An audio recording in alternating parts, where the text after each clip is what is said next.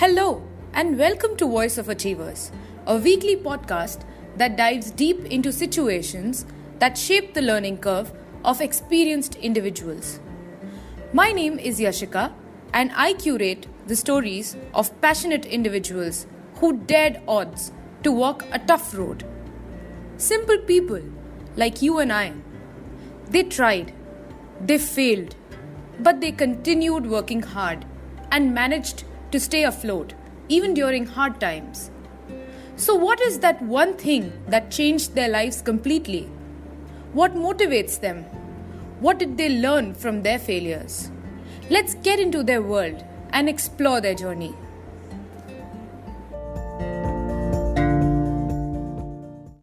It's only words, and words are all she has to take your heart away. Our guest today dared to dream and now paints words to both make a living and to meditate.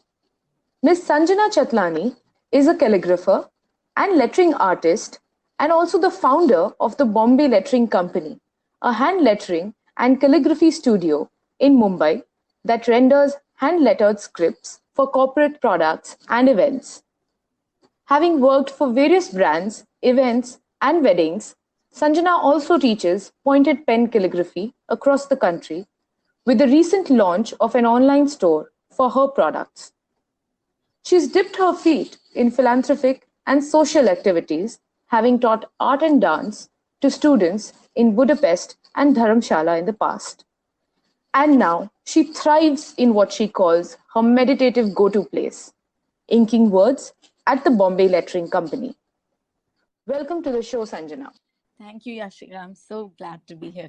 Let's begin from the journey that transformed calligraphy as a hobby to a full-time profession now. While growing up, I was very inclined towards art. I definitely had a creative side in me, but I never really thought it would end up becoming a career or a profession. I hoped it would come back into my life in some form. And I started working, and my first job out of college was with a wines and spirits company. And I started doing brand management and marketing, and I found it very interesting. And I did about 3.5 years over there. I think it was somewhere in between my corporate hustle that I really felt a lack of something, having been staring at a computer screen for say 8-10 hours. And I'd come home and ask myself, what is it that I can do now that's kind of like a stress buster or something that's calming but doesn't require me to stare at a screen again? Because today everyone's form of relaxation is watching a show on Netflix. But I felt like I needed something else, and I started doodling. I started drawing out inspirational, motivational quotes. I started following some very interesting artists on Instagram. And that's when I realized that there are beautiful forms of calligraphy. Because even while growing up, calligraphy wasn't an art form that was given too much importance. It's always been like a dying art form. So when we look at calligraphy broadly, we've grown up learning a style which is broad edge, which is even our Devanagari script. And that's because the tip of the nib is flat, which makes it broad. The other family altogether is pointed pen calligraphy, which is what I got very interested in. And pointed pen because the nib we use is a flexible pointed nib. And every stroke we create is caused by the pressure we are applying. And I wasn't seeing anyone in India do pointed pen calligraphy. And that's when I reached out to some of these artists from California. I asked if I could go visit them, learn from them maybe. They were very forthcoming. It's a great community over there. And I learned from some very, very talented calligraphers who really opened up another world to me. Because one part is calligraphy, but the other part altogether is the world of lettering. And that's massive. So I came back, I was still working full time, but I'd come home very excited to work on different calligraphy projects and I would call it a passion project at the time. I happened to then decide to start an Instagram account, and I said, I want to see where this goes. It's giving me a lot of happiness. It's a great creative outlet. So I started putting up pictures of my work. And initially, I started doing work just for friends and family, pro bono. Did a few birthday cards, did a few Diwali cards. And it was only until November 2017 where I received an order for a very large wedding. It's about 1,200 wedding invites. That's when I really sat back and I said, okay, should I take this on? And everyone around me was very encouraging. I think that's when it really started, where I started taking on work on the side But 8 months, 9 months into working full time, I used to come home with another full time job waiting for me, which was my calligraphy. And it was about June 2018 when I decided to take a step back and said, okay, you have a lot of good work coming in for calligraphy. While I loved what I was doing at Moet Hennessy and my learnings were incredible, I had a whole plan that I wanted to go through with this corporate journey, maybe go for my MBA. But then calligraphy happened. And I think there was something that was telling me that you found something you're so passionate about. You're being realistic about it because you've actually taken on projects, you've taken on work, and you're seeing a good response. So why not take it full time and see what you can do with it? It was that moment when I decided, I think I want to explore this further, the Bombay Lettering Company, which is what I called it, and just see where I can take this. So I think that journey from passion to profession for me was very organic. And I guess there's been no looking back. This was almost like plunging in full time once you knew you had projects. Don't you think that there was a lot of risk in embracing this challenge? Yeah, for sure. I feel it's really important to start your career working for someone. Right. Even if you have something you're passionate about, okay, unless you're like 1000% sure, you've tried it, you've tested it, you're already in a position to know that this can be your career, then it's okay. But I feel for most of us millennials and the younger generation who are also quite lost, the importance of having that first job, working for someone, understanding the discipline, understanding the corporate world, understanding a structure of a business, how it works, the different departments, interacting with people you may not like, people you like, people treating you not so well, people treating you very well. All of that, I feel, really shaped me and really helped me grow. And taking all that experience from my last job, that is also what helped me grow the Bombay Lettering Company. That risk will always be there. You can only find what you truly love when you're in an uncomfortable position, which means stepping out of your comfort zone. For me, it was tough as well. And I thought that if I don't do this now, then when? I was 25 and I was excited, I was driven. And I thought that this is a great time to delve into and get into something like calligraphy and lettering because there are not too many people in India doing it. I want to try and introduce this and see where it goes. But I waited. I gave myself a couple months. I was able to offer a lot of services, even the kind of income. I was making an income that was good enough to sustain myself. So I knew that I was being realistic about it. I feel that's when I decided and took that big leap. There's so much patience, there's so much precision, there's so much attention to detail that's required. And I loved all of that. It made me a much calmer person. It became like meditation for me. And I think it was only when I realized all of that, that's when I decided to take the plunge. Was the timing right? I'm not sure. Could I have worked in the corporate world 6 months more and then quit my job? Maybe. Guess we never know. When you're ready, you just know it and you want to do it. And I don't see the point in wasting time if you already know you want to do something. And for a creative career like this, how important do you think a degree is? Well, I have met master penmen and calligraphers who've been doing calligraphy since the age of 8 and 9 and studied it professionally, seriously, the degrees, everything. And I met some amazing calligraphers who picked this up just 10 years ago, maybe 8 years ago, in their 20s, in their 30s. And they're phenomenal today. They're known all over the world. And I had the opportunity to learn from some of them who not necessarily have degrees. I feel an art form is so dependent on your work, your skill, your talent, and what you do with it. I do not have a degree in fine art. I studied media and communication, and I don't see it as an obstruction.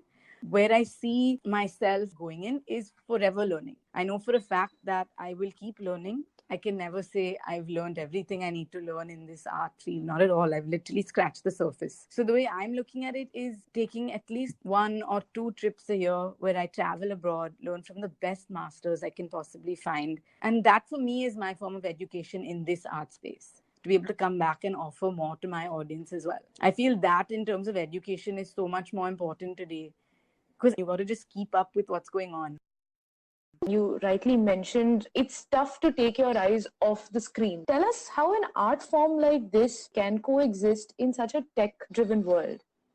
I get this question a lot, and people do ask me. They sometimes think I'm going to run out of a job. I think originally, obviously, technology was seen as this enemy of calligraphy. But if I can quote one of my favorite calligraphers, Jake Weidman, he said, "You cannot be what you cannot see." And we're seeing all of this today because of the digital world, because of Instagram, because of social media. And he calls our time today the renaissance of calligraphy. That a big part of it is because of the digital world we live in.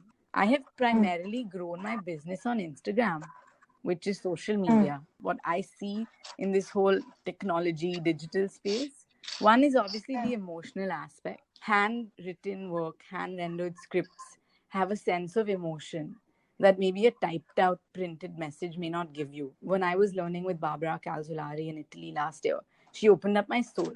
She's one of the most passionate women I have seen. The way she looks at calligraphy, it's all emotion, because what are we doing? We're emoting on paper. The second thing I look at is obviously that if we go very technical, yes, you have computers, yes, you have fonts, but there are restrictions and limitations. What I love about a handwritten script is that you can add flourishes. When I'm writing something, I can change the course of what I'm writing based on my mood. Having said that, what's really important to know is that I want to embrace both the world. I love that interplay between craft and technology. I feel if we embrace this whole digital world, we can create really beautiful stuff. I love digitizing my lettering, but I know that it'll always carry that essence of a human touch no matter where it ends up, because it was started with me drawing on paper. And we as humans always crave that human touch. So I feel even in a space like calligraphy, art, lettering, fine art, anything, we're the niche market now, because there's technology all around us, and we are the handful of humans who are still focusing on our craft, focusing on the niche, and working on it. You also touched upon social media and how you used Instagram to your advantage. Yeah. How much is too much when it comes to social media for a millennial? And where does one draw the line? Yes, Instagram has worked really well for me. I always ask myself, am I pushing Sanjana the artist, or am I pushing Bombay Lettering the company? And even that will 100% influence and affect the kind of content you put up on your social media. So for me, it's the Bombay Lettering Company. That's important. That is key. But people have to know that there is a human being behind it. I am real. I am an artist. And I'm working on this brand day in and day out. Which is why when I put up content, it's always related to calligraphy, lettering, a little bit of art and design. I do put up posts of myself, of me working, to add that human touch and side to it, which I've seen that people really like. Another thing I've realized is people appreciate that I respond to their messages and DMs, which I try to as much as possible. Just about tools, about random questions they have. Well, because I struggled when I was learning. What's too much? I feel talking too much about your personal life on a brand page is a bit putting off. There is that fine line. I do talk about what I'm feeling at times. I do talk about personal things, but very, very little. They're not following me because I'm endorsing a beauty product or a skincare brand. So I'm following you for calligraphy. I'm following you for your art. And I wish you could just stick to that. Of course, you do respond to direct messages on to. Instagram. Yeah. In a way, maybe we could say that for Instagram influencers, email has been replaced by Instagram direct messages. One can connect with their audience right away. But with social media, one thing always leads to another. Don't you think one is distracted? For sure. I think you can take social media as what you want to take it. I don't spend too much time scrolling through my feed. I put up work and I spend more time doing that. And I feel what social media has done is it's also made us really, really conscious. And sometimes we do things just for the like, and it's not healthy. So I think you have to be really careful and really smart of how much you're going to let social media affect you and influence you. While I say I have grown my business on Instagram primarily, it's not smart, I think, to say that I would rely on it 100%. It's really important to maintain your own database. I always encourage and ask people to leave their email addresses. So I have direct connection with these followers as well. What if Instagram shuts down tomorrow? Do I go out of business? No. So while social media is great and it's important, I don't think someone can rely on it as their main form at all. Now, you said the business grew organically. For a creative career like this, have you been able to decipher your business model, or are you still at it? Okay, so I feel in my initial few months, I was taking on anything and everything. I wanted to see what are the kind of jobs I like doing, or what frustrates me and what I want to stay away from. For me, initially, It was word of mouth that helped me build what I was trying to do.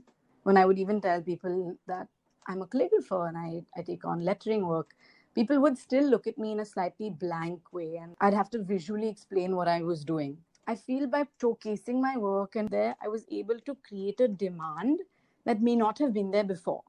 And it made me realize how smart and intelligent people are, because if you put out something, audience, a customer, a client will take it, absorb it, look at it, understand how he can adapt this into his business and come back to you with an order.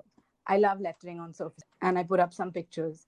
And there was a gentleman who owns a bathroom tile shop, and he called me up and he said, "Oh, so I've seen that you do calligraphy and it looks great. So I am having an event and I want to send out every invitation on a slab of tile. So then can you handwrite the entire invite on that?" And that was exciting. It's just how creatively we want to use it. That's primarily you doing the tiles or you doing the handwriting. To sort of scale this up further, you'd need people to help you and for you to have a team. Taking on from, I think, where I left. Initially, I started taking on just project hand lettered work. So this was direct services that I was offering. It was a few months into doing that I had a few friends reach out to me and ask me if I'll teach. But I did a class for fun and realized that I very much enjoyed it. A few of my followers started asking me if I'd conduct a workshop. So now I was offering my services and doing workshops once in a while. But when people would ask me where to buy the supplies from, I said, I want to make it easy and accessible for people to buy the tools I had suffered while I was learning. So I reached out to some of the best manufacturers of products and tools that I use on a daily basis. And I asked them if I could be their distributor in India. I got a great response. So I launched an online store. So I currently have an e-commerce platform where I sell calligraphy tools and supplies.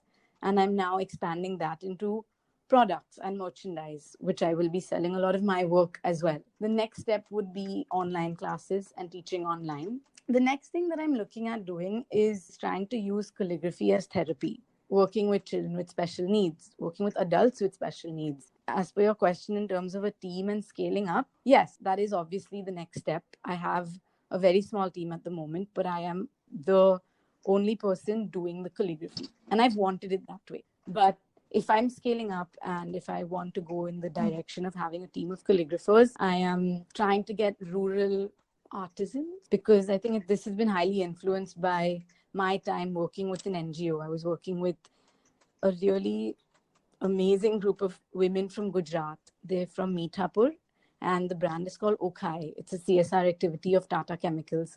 And I was seeing these amazing women take their traditional embroidery skills and create really amazing products, apparel, and they're selling online. And what I started doing with them was giving them calligraphy, like words and quotes, and they would embroider over it onto their products. And that's what got me thinking. And if I can create opportunities for them, teach them calligraphy, we can even do different scripts and different languages and not just restrict myself to English. So that's the project I'm working on now. Underprivileged women artisans who I will start training in the next 3 months, and they will be my team of calligraphers. So that's the whole social empowerment angle as well.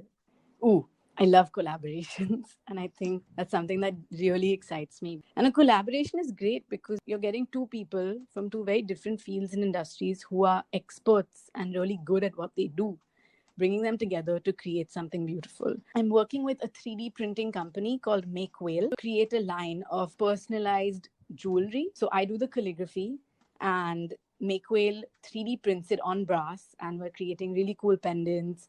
Now moving on to maybe bracelets and earrings as well. Another exciting collaboration coming up. It's a very cool fashion brand, and I'm working with them on their new collection where they want to incorporate lettering into their line of clothes. So just seeing fashion and calligraphy or jewelry and calligraphy. I think for me, it's seeing the whole play of art, craft, and technology and embracing the worlds together. So I definitely see collaboration as like the way to go. So I think as a business model, I won't say it's 100% figured out, but I'm getting there. It's been a year and a half since I started the Bombay Lettering Company, and I have realized what I enjoy doing. I have realized what I want to stay away from. I've realized that there are these 4 or 5 buckets that I can clearly put my work into, and obviously learning and investing in myself, because I am an artist. but I'm also a businesswoman, and that's what I want to look at it as. It's exciting. So you rightly mentioned that you are an artist, yes, but you're also a businesswoman. And as a businesswoman who is an artist in times like this, where people are embracing careers like this, what do you think about competition? And I love it. I'm honestly friends with a lot of the best calligraphers in India today and abroad. I feel like we should make an effort to become a community, because anyway, we're such a small group. I don't think I've ever been threatened really by competition. Maybe also because what I do is still quite new in India. And in a way, this whole idea of competition and being better than the other really comes up. But we're so lucky to be in a country like India with such a large population. And I do feel that every artist will have their space, will have their niche, will have their set of clientele. But that's my direct competition. Whole world of indirect competition as well, which is graphic designers, typographers, design firms, because they're still able to produce what I'm doing, but they're doing it digitally. It's great, and it's exciting to have healthy competition. And just knowing that, what you're doing is different, it's unique, you're putting your heart and soul into it, so there's nothing else to worry about. One bit of advice that you'd like to give to anyone who's taking up a creative career? Especially for us millennials, we're really impatient. We want things, we want results now. And I've seen that, but especially with an art form, that'll never happen. You need to be really, really patient, and that's something I've learned, because what's meant to be will be, and what you're supposed to be doing will eventually come and find you if you don't find it. But also be realistic about it. I love playing tennis. It's another outlet for me. It's a stress buster. I enjoy it. But I've been very realistic about the fact that I'm not that good at tennis to take it up professionally. So I have kept it as a hobby, and I enjoy it. So I think weighing it out and being realistic about what can become a profession and what can't is important. Work for someone, something as small as knowing how to write a very professional email, small things, soft skills that we don't learn in school, in college while studying, but you learn on the job. It'll all help later on when you're trying to build your own company also. Learn from people who you look up to, learn from artists, go shadow someone, speak to mentors, understand what it is you want to do, and just be realistic about the fact that from now, this is going to move from passion to profession. I can't just do calligraphy when I feel like it. I have to do it no matter what, because I have deadlines, I have clients, I have customers. Sometimes it sucks out the joy 100%. Still got to do it, and you need to be okay with doing that, so just kind of have faith in that process. And lastly, before we leave you, what does achievement mean to you? Not sure if I've really figured that one out yet, but I think I would divide it into a more micro and macro sense. For me, I'd look at the really small micro objectives being accomplished that lead to a larger macro sense of achievement, which is then, I guess, translated into success. I work with this child. He's 8, and he is on the spectrum, and he is autistic. And we sit once a week. We do lettering, we work, and he loves it. Initially, for the first few turns, I wasn't sure what I was able to help him with, because he'd come, he'd draw, he'd have fun, and he'd go. But I thought that, okay, if I'm trying to use calligraphy as therapy over here, I need to be able to impact. And his mom told me that, Sanjana, he could not stop talking about his teacher, Miss Sanjana, and how she's opened up this world to him, and how he just cannot wait for his next calligraphy class. And that for me was so fulfilling, because I knew that, okay, I'm doing something right with this little boy who can talk about me and talk about calligraphy in a way that he's excited to come back. Another one was, I think, when I got the order for Priyanka Chopra and Nick Jonas's wedding to be their wedding calligrapher, as well as do some work for the Ambani wedding and a little bit for Deepika and Ranveer's wedding. I feel those are times that validifies when you keep asking yourself, I'm working so hard, and is all of this worth it? And then you're recognized to take on some of the biggest weddings in the country, and they have seen your work, they appreciate it, they value it. It's a great feeling, I think. Small achievements. I remember this so distinctly. I reached Jodhpur, Umaid Bhavan, for Priyanka and Nick's wedding, and we had to get IDs made. And I reached the table, and I'm like, hi, my name is Sanjana. I need to get my ID made. And they're like, okay, which department are you from? from tech? Are you from design? Are you from the floral team? I was like very confidently, I'm like, no, I'm the calligrapher. And the guys at the table just looked at me confused with that, but I just know that I'm the calligrapher working on the wedding. And they all laughed and they were like, wow, look at the time we're in today. And it's really nice to see that a wedding is giving importance to having a calligrapher on site. So they happily wrote my tag that said Sanjana calligraphy artist. But it made me realize that, hard work does pay off. And these little achievements really boost your sense of, just wanting to do more, take on more. It's so encouraging. It's so motivating to know that your work is being appreciated and it's being recognized. Wish you all the best for Bombay Lettering Company and all your endeavors. Thank you so much. Thank you so much for And being on it's our really show. nice to see that even for you, for Voice of Achievers, the fact that you're recognizing and identifying talent, it's great to give people a platform to talk about their art. Even for me, the fact that I can talk to you about what I'm doing and hopefully spread the love, the joy, inspire a few people and show them what this world is all about. So thank you so much. Thank you for listening. If you like this podcast, don't forget to subscribe to Voice of Achievers and share the link with your friends. Tune in for brand new episodes every Sunday at 11 a.m. Stay updated and stay connected by following us on Instagram at Voice of Achievers. You may also send us guest suggestions or topics that you'd like us to cover with our guests by writing to us. Send out an email to editor@voiceofachievers.com with your name followed by your suggestion. Trust me, we are listening and we cannot wait to share more such voices to empower you.